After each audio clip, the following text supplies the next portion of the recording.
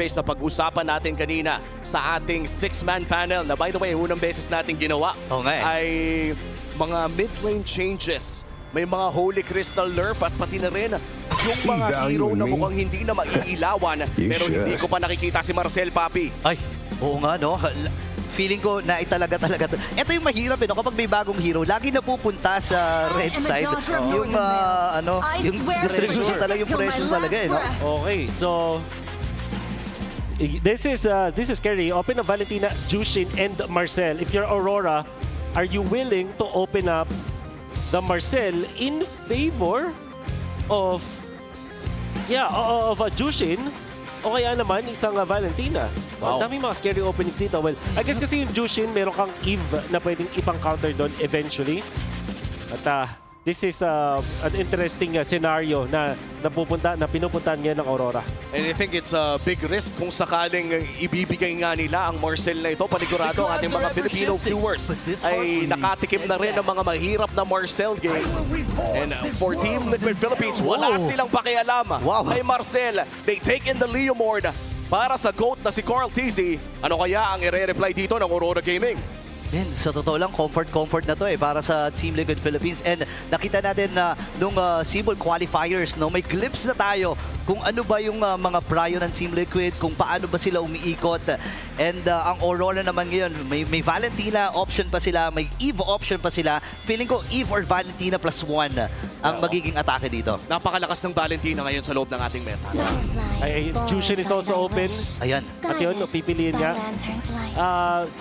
Jushin and Marcel, that's what I'm really expecting dito. Napipiliin. Pero hindi, wala talaga. Ayaw talaga. It's the Grok. Nobody is picking the Marcel and ibang klase nga yung nangyayari dito. No? Parang wala pang willing mag-risk na kumuha ng Marcel. Pero tingnan natin kung magbabago yan para sa Team Liquid Philippines. Nagahanap pa rin sila ng kanilang roamer. And for the next 2 picks, ano ba ang pwede nilang makuha dito? Yeah. You have XP lane options, Lapu-Lapu and Yuzhong available. Of course, para kay Sanford. Pero baka i-deprioritize sila dito yon para dahil madami pa ng mga choices. So I'm thinking, Gatot Kacha and Eve para dito sa TLPH. When in doubt, Gatot Kacha? Pero kalid ang kanilang kukunin. Pero wala pa namang kasiguruduhan ito kung mapupunta nga ba sa loob ng kamay ni Sanford ang kalid o mapupunta naman sa roamer nilang si JP. Punta na tayo sa ating third and last pick on the first base para dito sa Aurora Gaming. Feeling ko pwede na silang kumuha dito ng Claude. I think ito yung pinakamaganda for Doming Kite para at least mayroon ka naman sagot sa Eve. No? And scaling din kung iisipin. Yun na ata yun, no? Lock na nila yung Claude dito. Yeah. Claude perfect versus Eve. Doming special. At may chance kasi na maban, you just have to ban the carry dun sa mga second phase mo and you're gonna be okay already. Napakalakas pa rin naman ng carry at Claude ngayon. No? Talagang nantutunaw lamang. But with that, Claude is locked in for the side of Aurora Gaming. Landing phase na ang ating tinitignan. Naghahanap pa rin ang side ng Team Liquid Philippines ng kanilang potential roamer or XP and gold laner. Iban the carry kung ikaw ang Aurora dito. Samantala for TLPH, they can focus on the Demon Kite heroes. Guinevere already being banned means na wala na ring Fredrin. Ano matitira? Yisun Shin perhaps para kay Demon Kite. Kaso, ang pwede mo isipin dito if you are TLPH, ang naging choice ng Aurora is mag-Claude. So usually, utility jungler ipapares mo dyan para hindi ka farm heavy. At ano ba yung mga natitira dyan? Maybe Suyu is the ban para sa TLPH. And look at that, Harith taken away by Aurora Gaming. Mukhang si Daiki na ang tina-target ng Team Liquid ng Aurora Gaming ngayon. Alam mo, pakiramdam ko, carry na nga next dyan. Tama ka dun, Wolf. Parang wala ka nang maisip na ibang hero, no? Pwera na lang kung tatargetin mo yung hero ni Sanford dito.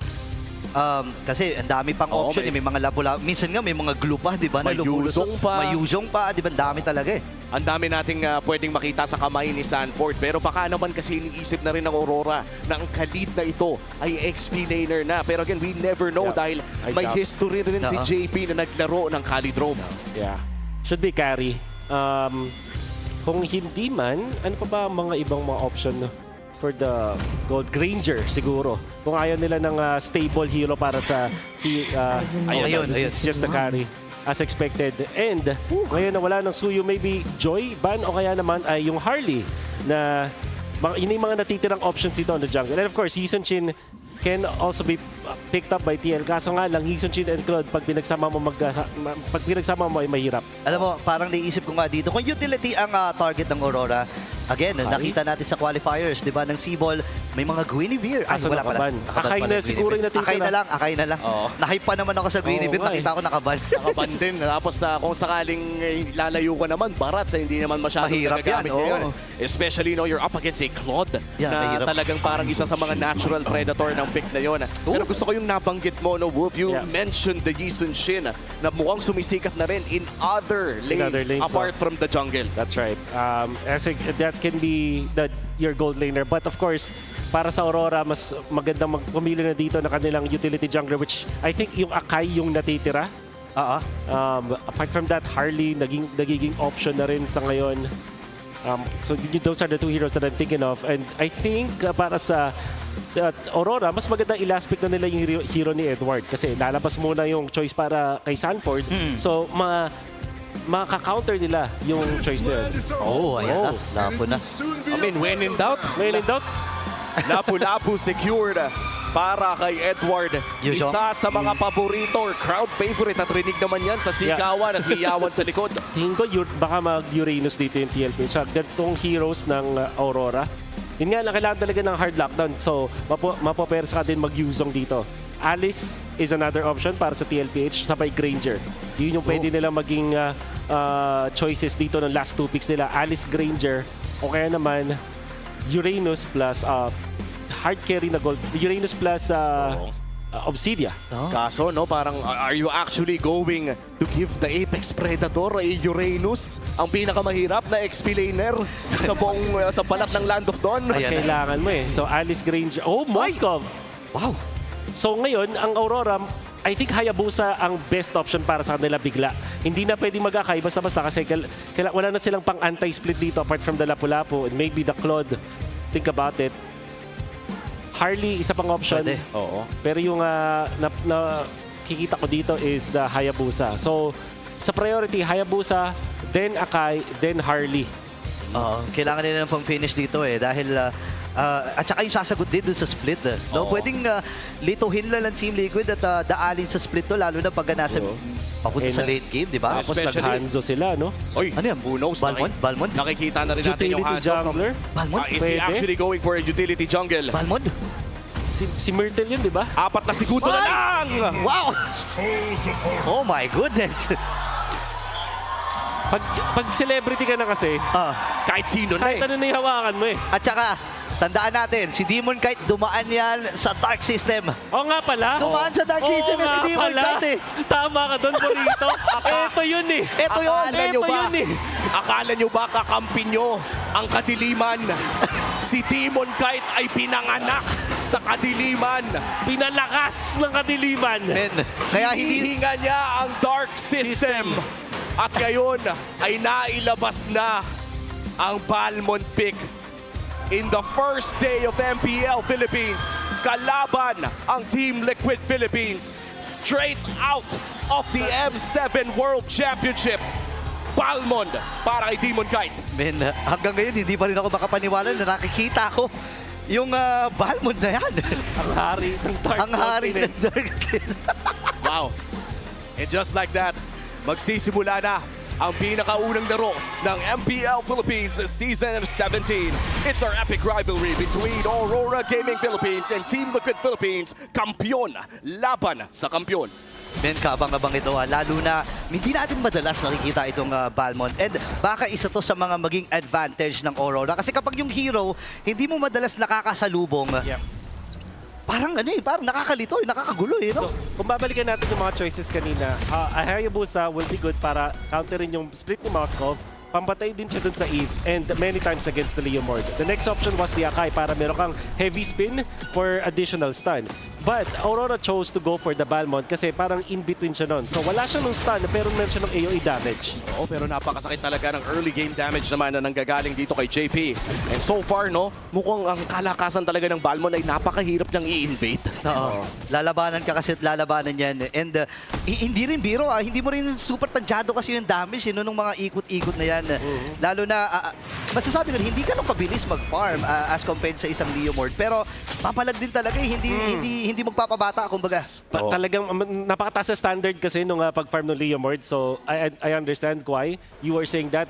Kaso yung Balmond is still a very fast jungler to me para sa kung utility jungler basis. Tapos meron ka pa nung lethal counter retry na sa ngayon, yung first kill retry kasi ng isang Leomord, ang hirap na din talunin. Pero kung may lethal counter ka to go with it, yun. Meron ka talagang pwede isabay dun sa retry mo. Binigyan ng OG. Oo nga eh. Yan ang OG combo Binigyan ng dati OG. sa retry. Op. Wait lang, may wall din, si Light. Pero pwesto na sila, 4 segundo para sa unang pagong. Mukhang mauuna dito ang Aurora. Oo. At kontrolado na ng Aurora ang River. And mukhang mahihirapan pumasok ang Team Liquid Philippines. Maliban na lang, of course, kung makakapag-level 4 para Domingkite, ha? Uy. Medyo nalulugi kay Daiki. Nako. At papalagan pa ata. Ay! Nirekulan na.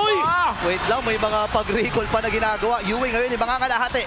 Bago naman yung nahahawakan, Edward, tumamba na. Pero sa likod ng bahagi, si Demon Kite ang pinupuruan. Pero si Sanjay na maalam din. Ang baba na nabuhay ni Demon Kite. Siya'y mapapatay ni Carlito ngayon. Sasama na SOD! si Demon Kite. Tumama ang SOD. Sasama ba si Daiki? Yan ang katanungan. May blessing duwid ay bibit-bitin. Sa iba ng likuran. Pero si Carlito ay nakadalawa na. Pero ang pagong ay Wow! hindi pa rin. No way! Sino ba? Nakatatlo na si Cortez. At si Sanko nagtatapos. Wow! Clutch play mula sa The Goat. Paano nga ba nangyari yun? 7 deaths across 2 teams nung nangyari. Kaya naka 3 kills doon si The Goat dahil doon sa paggamit niya ng kanyang first kill. At yung idea nila is to go for the Balmond. Actually, sinacrifice nga nila si Sanji doon sa exchange na yun. Pero mas nakakuha sila na mas maraming kills. Oo, at mukhang ipagpapatuloy ng Aurora ang pag-take ng first turtle na to. Round 2 na ang kanilang call. Edward, kumalunan ako, hindi ata makakagalaw si Carlito. At siya'y napunaw na kagad. Mula kay Miss Second Set, nakadalawa na. Pero sa likod ng bahagi naman si Demon Kite mamaalam din for the second time. Si Sanji ngayon ay kailangan umatras sa baba na ng kanyang buhay. Edward with a triple. Pwede pa magkaroon ng isa. Grabe yung suntukan ng dalawang kupunan na ito. Si Sanford looking at that sustain. Kaya niya atang tibayan ang kanyang sarili para makaalpas pa. Men, 3 minuto pa lang lumilipas. Pre, 11 kills na to. Wala pang 4 na minuto, Burrito, as you said. 11 kills across the board. At hindi pa rin natitake yung first turtle. Wala pa rin nakakakuha. Wala pa rin nakakuha. At this time, yung dalawang junglers natin will decide to take their own farm. Kasi ang laking ang dami nang nawala sa kanila. Let's find this being a 3-2 kill score para kay Caltizi. Back-to-back deaths, tapos hindi siya nakakuha ng second cycle ng mga minions niya. Hindi ganun kaganda. Kaya mas pinokusan nila kumuha dito ng War Axe. And now it is available. At Yun. mabilis na pagkuha ng turtle para sa TLPH. Tech charge ay ginamit ni Light pero wala na siyang aabutan. Napagandang pagliko nito para sa Team Liquid at sila yung may hawak ng maliit na kalamangan nito. And looking at Edward, no, near perfect, or in fact, almost perfect na KDA para sa kanya. 5-1-1 on this Lapu-Lapu. At siya din ang pinakamayaman kung ikukumpara sa mga ilang miyembro ng larong ito. Pero hindi naman ganun kalaki ang ating gold lead. Honestly, parang dead even nga ata tayo dito eh. Kailangan natin makita yung farm ng bawat isang miyembro dito. Kasi etong si Daiki nakapag-farm ng matiwasay dun sa mga pangyayari na yon. Tapos etong si Sanford na hindi pa namamatay pero meron siyang 4 assist and 1 kill. Eto siguro yung mas scary. Sabihin na natin na maganda yung scaling ng dalawang gold laners natin pero yung Alice na 3 na yung hinahawakan tapos nabubuhay pa rin. Parang maa-accelerate yung pagpapakunat at pagsusustain dito ni Sanford. And so far, no, mukhang si JP makakahuli ng 3. Okay, Raging Sandstorm ay nagamit niya rin. Pero hindi na muna lalaban dito ang Team Liquid. Inaantay nila. Mahaba pa. 1 minuto pa halos para sa ikalawang pagong. Pero ito magandang tutukan pa rin. Kanina pa nagbabakbakan. Ito dalawang gold din. Pero wala kamalang-malang si Dominic Brother. Tinamaan siya ng SOD. Uy! Pero hindi muna papasok si Daiki. Grabe naman. May mga recall pa. Yan ang gusto ko eh. Papadaig. Hindi magpapadaig. Yung mga gold laners natin, hindi nawawala yung spiciness eh. And bigla na lang din na nahimik ang dalawang teams natin. 3.39k for Caltizi under duress dito sa may bottom lane. Let's have the ult. Kunat. Ang kunat talaga. Hindi naman naman, oh. Ako na. Hinihiwa-hiwa ni Carl Tizzy pero hindi tumatakbo sa balat ni Edward. Pero si Sanford ngayon ang tututukan ni Yue. Bibit-bitin with that lantern. Pero wala eh. Kalma na muna. 5 seconds para sa pag-oong. Sabi ni Yue, sige, doon tayo magkita. Yun naman talaga ang magiging goal or objective ng dalawang teams na ito. Second turtle of the game. Mukhang wala namang nakakalawang in terms of pwesto. No, nariyaan si Sanford para magbigay ng vision for the side of Team Liquid Philippines. At para naman sa Aurora, mukhang hindi pa rin makikita kung nasaan si Demon Knight. Actually, no, si Sanford ay grabe magbigay ng vision. Oo nga eh, halos shot si Demon Knight talaga ang tinatambayan dito. Ayan na. At yung check charge, may iwasan ni Carlito. Pero si Edward ata mapupuruhan. The goat gets the turtle. Pero si Cartizzy ay nakakuha na rin naman ang kill. Ipit ata si Demon Knight. Wala na ata siya patakas. Naka-dash out. Pero hindi siya makakaligtas sa pakis ng young goat. Pero Sanford? hindi pa ata sila tapos. Tumama yung SOD. Sumama! Sasama ata si Daiki. And hindi na nga muna, nailapag yung river manipulation. Doming kayo sa may gilid. Pero pa siyang blazing duet. Oh, no! Pero nabigpit pa rin ni Yue.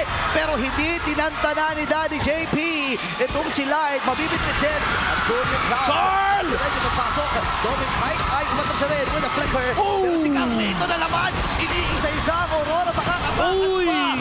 Look at that shaking and breaking, ladies and gentlemen. At naago pa nga yung purple bomb. Si Sanford ay napakatibay lang talaga. Min, ina-outplay ng PLPH ang Aurora. Ultra extended team fight. Pwede bang pa-breakdown nun, Bull? In 1 minute and 30 seconds, Womi, nakakita tayo ng mataas na impact mula dito kay Carl Tizzy the GOAT, getting that retribution na matulis pa rin, matalas pa rin. Mula dun sa, nakita natin performance mula dun sa Seaball, still with the hot hands, Carl Tizzy. Then they transferred into that purple buff.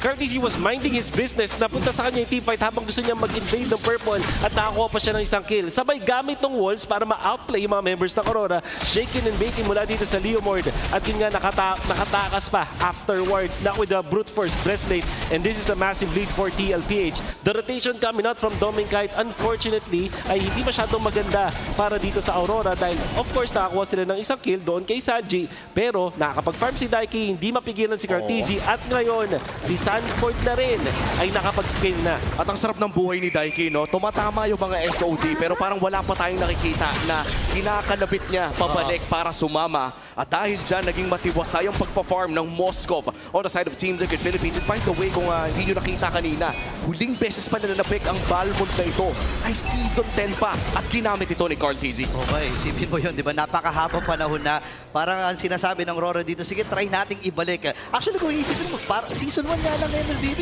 Nandito na si Balmond.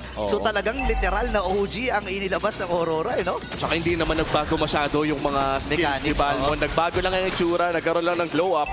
At ngayon with the First Lord ay mukhang pwepwestuhan na ng Team Liquid Philippines ito. Lamang silang 3,000 kontra Aurora Gaming. Pero with 3K gold leads, kaya pa rin kasi tuming-fight eh. Yeah. And it's mainly because of yung power spike ng Aurora sa ngayon gamit yung Balmond at itong Lapu-Lapu. Lethal counter nandyan pa rin, tapos may Queen's Wings at War Axe naman itong si Edward. So kung usapang palag lang, kung palag kaya itong Lord na to. And then if you factor in yung Blazing Duet na ngayon, 2 items naman na ito si Daiki, there is a chance actually for them to contest. Oh, and big item pickup as well para dito kay JP with the Chastised Pauldron na babagal ang pag-atake dito ng isang Claude mula sa side ng Aurora. Pero tama ba ang aking nakikita? Skypiercer pickup para dito kay Yue. 10 minutes in. And this is very interesting. Sisimulan na ng Aurora ang Lord na ito. Ano, nakakalahati na kagad. Sanford, hinahanap niya kung nasaan si Doming Knight. Pero si Yue sa pipan na likuran, napalalim na talaga ang Team Liquid. And di mo kama na kaya nakuha na nila dito si JP. And si Casito, napakababa. Minute percent na buhay. Tumama ang SOD. Pero si Daiki, ito na ang kanyang unang pagsama. Kaya lang si Yue, ako nai-stack na natin. Yung percent nakakakuha lamang niya. Doming Knight versus Daiki. 1v1 lang ito. Wala daw tutulong. Walang tutulong, walang tutulong. Walang tutulong, walang tutulong. Pero kinalmahan lang, kalma lang. Daiki versus Doming Knight. Ito yung mga bago nating abangan. Pero Oh, flicker in! hindi pa tapos. Si Carl Tizzy, napaflicker at na-force ito para kay Yue. Wow, and nakakagulat din. Daiki on his first game dito sa MPL Philippines. Bumibreaker forward na. Wow. Tingin ko, hindi yata nila nabilang or I don't know if it's just a force flicker doon kay Yue ba or hindi nila masyadong na-communicate yun. But yun yung idea. kung papansinin, sabay na sabay yung pag-entry ni Carl at then ni Daiki. Oo, at ngayon sisimula naman ang Team Liquid Philippines ang Lord na ito. On the other side, Aurora Gaming looking for a way na makapasok muli sa Lord Pit pero mukhang mid-lane wave muna ang kanilang aasikasuhin. Half HP on this Lord. Ipapareset ng Team Liquid Philippines habang ang wave ay kailangan asikasuhin ni Daiki. Buff muna ata ang call ng pares sa jungler pero nariyan na si Demon Kite sa Lord na ito. Oo nga, kalahati na ito pero si Sanford ay aabante. May nauna na kasi Edward. Kaya lang nanakapan ang Lord! Oh my goodness! Slide is down. Nandun yung break. Si Lord malaki ito. May Carl! Si Carlito ang batang kambing ang nakakuha ng Lord. Sanji with the kill. Kailangan mag-atrasan ng tatlong na dito na para sa Aurora. Reset lang ang kanilang i-call. Actually, pwede mga silang gumawa dito kung gugustuhin nila. Pero pipigilan na mura ng Rora ang kanilang gigil. Massive adjustments mula sa TLPH. Inulit ng Aurora yung initiation nila. But that time, walang flicker coming out from Light nor kay Yue. They still try to go for the fight. Kahit wala pa yung mga battle spells nila. At dahil doon na-punch ng TLPH, Sanji was kept intact. Nakapag-ulti with the RWM. At syempre, hot hands mula kay The Goat, Carl TZ. Inunahan nila dito yung Grak at may bonus pa. Kasanggaan nila ang langit sa time na yon. At syempre, nakita mo naman yung drive-by retry na yun. Malaki kang easy, hot hands talaga. Mainit pa rin ang retribution para dito sa Team Liquid Philippines. Pero magandang pagdepensa ang ating matutunghayan mula sa Aurora Gaming. Hindi man lang umabot doon sa second tier turret. Pero makakakuha naman ng marim-rimi ang Team Liquid Philippines. Ipin natin ating Infinix in-game equipment. Sino na ba yung masasabi mo na pasok na sa power spike? This Alice, makikita natin yung third item incoming. Just Oracle and itong Chastise Smolder enough na against Claude. At syempre sa sarili niyang sustain. At ito naman, 10K ang pera. Wow. Mas mayaman pa sa gold laner ngayon. Itong si Cartesi with 7-2-2 as his KDA record. And this battle sabay Malefic Roar with the brute force breastplate. Napakahirap na niyang kontrolin. 50% resilience din kasi yan. Oh, and come to think of it, no, yung 2 deaths niya ay back-to-back na nangyari in the early game. Hindi na nadagdagan pa para sa Team Liquid Philippines. But this is still just a 4K gold lead. Hindi kumonek yung mga ulti. Okay, dalawang ultimate yun. And ito na ata goal signal para sa Aurora. Tumama yung tech charge. Pero sa likurang bahagi ay kailangan na umatras dito ng mga miyembro ng TLPH. Nakakuha si Carlito ng isa. JP na maalam kagad. Pero tumama yung SOD. Pupuntahan na si Edward. Kakayanin pa ni Daiki na patayin. Pero makakatras din. Kaya lang nandun din yung pagsugod with a flicker mula kay Daiki. Gigil na gigil si Daiki sa kanyang first game in MPL Philippines. At mukhang itutuloy pa nila ang pag-push dito sa ginta. Demon Kite na pa-force back. Papasok si Cartesi. Yue! Wala. Naku po! Napaalam din si Yue. 30 seconds and counting. Pero nagamit na ni Demon Kite yung kanyang ultimate. At makiklear ng matagumpay ng Aurora ang planong pagsugod ng Team Liquid. Gustong maregular yan ang pwede nating description para kay Daiki. Men, talagang Galawan na ganun eh. Men, gusto talagang ma-regular. Ginagalingan ng gusto, pre. Mula dun sa laning stage sa pagkonekta with the SOD, his connection with Carl TZ, at dun sa huling team fight, nakita mo naman, Edward, yung pinata niya, Edward Lapu-Lapu, mga kaibigan, hindi nagpapatinag, hindi nagpapa-aura, at Daiki wants to say na he belongs in this league. Wow. Maybe Daiki is the key para dito sa Team Liquid Philippines sa game number 1. At mukhang ang Lord na ito ay babakura na rin ng Cavalry. Aurora, maganda ang kanilang vision around this area. UN Light providing what is needed para sa Aurora Gaming. At hindi pa naman ganun kalaki, no, yung 6.1 ay kaya pa rin labanan. Pero lamang na talaga ang Team Liquid. Una na si Dominic. Pero sakto! Yung 5-man Sword of Ruins. Mula dito may Sanford na nakakuha na siya ng kill. At yung tech charge, kaya ba ang hibaya ni Carlito? Hindi, napatay na siya. Same with Daiki. Mga damage dealer dito ng Team Liquid ay tumbahan na. Kaya si Edward kailangan na ng matras. At grabe naman yung sustain. Apat na miyembro, magsama-sama pa daw kayo. Pero sabi hindi mo kahit hindi maaari yan. Kaya pa niyang patayin si Edward. Tatakas na rin muna. Grabe yung sustain. And that little counter na parang exclamation point. 1-4-3 ang naging presyo. Walang jungler ang Team Liquid Philippines. Si Sanji ang hinahanap ni Yue.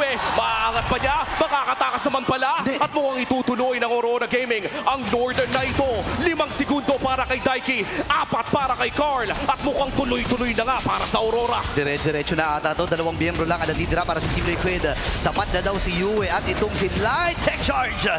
pero pang sugod lamang iyon para hindi nga naman makalapit. Sakto din yung SOD, pero si Dominic na kukuha nun. Sabi ni Daiki, sige, rundown nga tayo. Si JP umahabol pa rin. Si Demon Kite, napakababa na ng kanyang buhay. JP hahabol pa dito, naarangan! Grabe yung marang ni Light. Flicker na gamit din, JP. Walang flicker. Pero si Dominic ay makakaalpas. Grabe yung habulan! 20 segundos para kay Yue. May malaking Oh, no. wave dito sa gitna. Oh, no. Pwedeng ilaban ito ng Team Liquid Philippines. Pero mukhang makiklear naman pala ito ng Aurora Gaming. May Lord pa na paparating. Wolf, ano pa ang mga pwede nating makita sa larong ito? There will be natural pushes para sa Aurora dun sa dalawang gilid dahil hindi siya pinansin ng TLPH. But oh my, Aurora! Yung control. At eto na naman, may ginagawa na naman si Light. Napag-control na niya. Siya rin yung dahilan kung ba't maganda yung initiation para sa television na patay ng Aurora. Si Carl TC at si Daiki, the fight prior to that. And although maganda ang ipinakita doon ni Sanford going for the backline, Throne of Ruin doon sa may 5.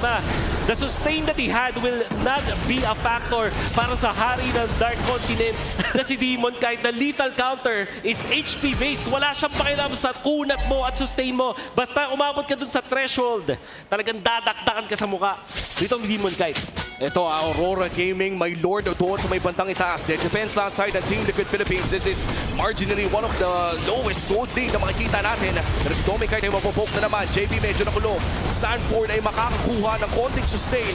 Pero mukhang magdedepensa naman pala ng Team Liquid Philippines. Ang Torre doon sa may bantang itaas. May kwento pa sa gitna at sa baba. Pero mukhang ang Aurora ay may pasensya Pasensyoso, oo. sa ginagawa nila. Yeah, grabe. Alam mo, ang tagal na pagtitiis ni Dominic Kite. Ngayon nagbubunga na, sumasakit, tumahapdi na rin. Even si Daddy JP, pre, hindi na niya kayang tiisin, no? Sasaktan na yung Sasaktan na eh. And I think yung pwestuhan ni Yue, yung i-comment ko so far dito para sa Aurora. And to think na nagsimula siya dito with 2 deaths, kaso yung kanyang performance naman when it comes to initiations, nagbibigay sa Aurora ng paraan para manalo dun sa mga defense. Strength of the Zushin is kahit ikaw ay isang mid laner, pwedeng ikaw yung mauna. At yun yung ginagawa dito ni Yue, para siyang nagsisilbing vision at unang nag-engage para sa Aurora. That makes it so na itong si Light, tatama yung kanyang ultimate. At kung sinabayan niya ni Edward, makikita siguro natin dito sa replay. Wow. Ang ganda ng Throne of Ruin. Edward going in. At ito, in-skip talaga nila si Sanford. Mas inuna nila doon si Carl TZ and of course, nandun si Light para kontrolin ang The Goat. Oh, yun naman talaga, no? Kapag yung Alice nakapasok na, medyo wala naman na kayo magagawa dyan, might as well go in for the next big target. In 18 minutes in, yung 6K gold lead na nakita natin mula sa Team Liquid kanina ay nabura all the way down to 700. At silipin natin ang ating Infinix in-game equipment. Mukhang papunta na sa lock item ang halos lahat ng mga players natin for this game. Makayaman ni Carl TZ. Daiki, nagbenta na ng boots, hindi pa kompleto. Okay, going in for the Rose Gold Meteor. Yung kanyang choice. 6 items na ngayon. At dahil wala nang lamang dito ang TLPH, anybody's ball game na to. At as long as Demon Kite is alive, there is always a chance na gumawa ng lethal counter, red replay. Tapos puno din yung mga battle spell ng Aurora. Tapos naku, Destiny ba yung nakita ko doon? Wala kay Yue? I'm not sure mo ma-check Aray, natin mamaya. Sakit na napa-flicker po si JP. Oh my goodness, napakahapdi. Ito yung sinasabi natin kanina, talagang bumabaon na lahat ng mga bala na meron si Dominic Kite. JP ngayon, round 2, andun yung ultimate mula dito kay Yue. Nahabol si Sanji, mabibitbit. At tinrata yung ghosting na mula sa Aurora. Nagamit yung Winter Crown at nabitbit din si Sanford. Kaya lang si Sanji ang nauna. Kaya mabibitbit din si JP. Pop yung immortality. Dominic! Pero si Carlito sa likod. Nakuha ka agad yung damage dealer ng Aurora. Nakakabili ng immortality dito si Carlito. Ganun din naman si Edward. Si Carlito ay haharangan. Pop yung immortality. Makapag-buy-in silba. Kaya lang parang wala ata siyang pang-buy-in silbre. Andun si Daiki. Tama yung SOD. Mamamaalam din. Si Mr. Consistent. Tumpa na rin itong si Yue. Dalawa na lang natitinang mula sa Aurora. Pero si Demon Kite ayaw tantanan. Ayaw tantanan ni Sanford, mga kaibigan. Nililigaw Hindi na lang pinapauwi. habang papunta na sa base dito at Team Liquid Philippines. Magandang harap mula kay Light. Pero si Demon Kite ay namatay din. Napakataas na death timer dito ng Aurora. 10 seconds. And si Light na lang ang natitirang mag-isa. Sabi ni Daiki, sige na, tapusin na natin ito. 5. Kaya ba niyang ma-depensa? May harap siya na gagawin. Buhay na si Doming! Mabuhay na rin ito si Doming. May blazing doon siya na gagamitin. Pero sa mata para maklear ang lahat ng mga wave. Yes, sir! Na-clear ang lahat ng wave. Oh! Yung SOD para tapusin ang Game 1. And what a finish para sa reigning, defending MPLPH champions para sa game number 1. Ihanda ang kontrata, ihanda ang jersey, ihanda ang uniform, ang sapatos, lahat na. Daiki. Niregular. Pwede nang irregular talaga. But of course, alam naman natin, nasa lineup naman talaga siya ng TLPH. Wow. When it was announced. And if you're a rookie at ganito kaganda ang first game mo, you'll be so proud of yourself. Hindi nagpakita ng kahit anong takot. Unfaced against the world champions. Unfaced against Edward. Kahit kay Light in-outplay. On point, wala ata tayong nakitang nagmintis na SOD sa laban na yon. Alam mo yung kaba factor na sinasabi nila sa mga rookies sa loob ng kanilang first game, hindi man lang nating naramdaman. And maybe it's a big help na may kasama kang apat na sobrang titans na talaga ng loob ng ating liga. And for that, congratulations, Daiki and Team Liquid Philippines for winning game number 1. Pero syempre, best of 3 ang usapan natin dito. At mukhang tuloy ang ating epic rivalry. But still, a great win para sa Team Liquid. Man, hindi ko naramdaman yung kabay. Mas kinabahan pa nga ako eh. Doon sa, Ikaw ba yung sa totoo kinabahan? lang, mas kinabahan pa nga ako sa mga pwestuhan, sa mga galawan and Daiki, man. Yeah. Isipin mo 2 minuto pa lang, pineflexan na kagad si Domeng. But you can see that in that last clash, ang idea ng Aurora, I think it was a sound strategy. Hanapin mo dun si Sanji. Siya naman talaga yung magiging centerpiece ng damage output coming out from Team Liquid Philippines. However, Countys picked up his own. Oh! And of course, ayun na, first game, MVP kaagad. Daiki. Man, wow. Ano size ng jersey niyan? Anong size? Ano size na jersey niya? 5'1". Paisukatan na nga. Sukatan na nga. Baka hindi pa nakatahi yung pangalan sa likod. Itahin nyo na. 5-1-5 in our game number 1, by the way. MVP Daiki in his first game in MPL Philippines. It's so hard not to hype this guy at this point. Siyempre, everybody had doubts. Papasok ng loob ng MPL Philippines, ang pinakamahirap na liga ng MPL Philippines na manalo. Yeah. Kalaban mo pa, Aurora, men. Aurora yun, no? And I'm so curious na naka-fighter emblem apparently itong si Daiki. And of course, yung ito yata yung 100% accuracy dun sa kanyang SOD. May isang team fight pa dun sa late game. 2 beses na naipatama yung kanyang mga SOD. At he is really careful on the trigger. In this particular game, ang ganda talaga ng performance ng Moskov na to. Hindi natin din pwedeng tagalin yung importance ng ginagawa ni Sanford in the early stages. And then eventually, Carl TZ with the ever so sharp na retribution. Dire-diretso yung nakikita nating performance wala kay Cartesi na hindi siya natatalo sa mga retrihan. And he's cool, calm, and collected. Now, into the latter portions, makikita natin ng Aurora na nagiging successful kapag nahanap nila si Sanji, kapag maganda rin yung nangyari dun sa wild charge. But TLPH, all they had to do was to weather the storm. Ang mahalaga, hindi palaging nauubos ang mga members ng TLPH. There is someone to defend and there's someone to force out the teamfights once again. Oo, and nakita natin no, na sumubok man ng Balmond ang side ng Aurora Gaming ay gumana lamang ito I think once or twice against that Alice pickup. But this ending sa loob ng ating game number 1, akala natin ay makakadepensa pa. But with an SOD and Domeng Kite not just being able to, actually wala na kasing placing to it na gamit na eh. Alam mo yung napapansin ko dito kay Daiki na maganda paggamit niya ng SOD. Hindi mo siya, hindi yung gitna yung kailangan tumama mismo. Yung daplis sa gilid. Kasi malaki naman yung model eh. Parang yung hurt yung projectile box nung projectile. Kumbaga, is malaki siya. So, ibig sabihin, hindi kailangan eksaktong-eksakto. Pag tinutok mo dun sa kung saan mo na predict pupunta yung kalaban, ganito mga daming niya mga SOD na daplis lang yung nangyari. Pero syempre, full damage din kasi yun. Oh, and that was a 20-minute game by the way. Hindi ko naramdaman na 20 minutos yun dahil I think 2 minutes or 3 minutes pa lamang sa loob ng ating laro. Umabot na agad tayo ng 11 kills. Yeah. So, kakaiba ang ating natunghayan para sa game number 1. And so far, parang halos lahat ng mga players natin dito ay nagkaroon naman ng magandang performance. Yeah. I'd like to commend, of course, Sanford as well sa mga 5-man sets on that Throne of Ruin. And of course, yung pinaka, I think Yue also played spectacularly dito sa larong ito. Kaso nga lang, syempre ay naging mas maganda ang play ng Team Liquid. Kung ang nakita natin mula sa TLPH na nag-standout is yung gilid tapos yung kanilang jungler, ang standout naman sa Aurora is yung mid lane duo nila, which in this case is Light as well as Yue. Ang daming mga team fights na naipanalo ng Aurora just because of that wild charge. At syempre, kung gaano katapang si Yue, conservation of the flicker as well to outplay etong sila Carteezy. And masasabi din naman natin, Demon Kite as well as Edward, they did their best. Of course, Dominic Kite naman appearing dun sa tamang moments. But in the end, etong napaka-close na laban natin was won by TLPH, the team that had the better retribution and the stronger positioning afterwards. Oo. Again, yung retribution nga ni Carteezy, almost all of our turtles were 50-50. Correct me if I'm wrong. Yeah. Halos natin pinaglabanan talaga at nakita natin na naig pa rin ang GOAT sa kanyang retribution.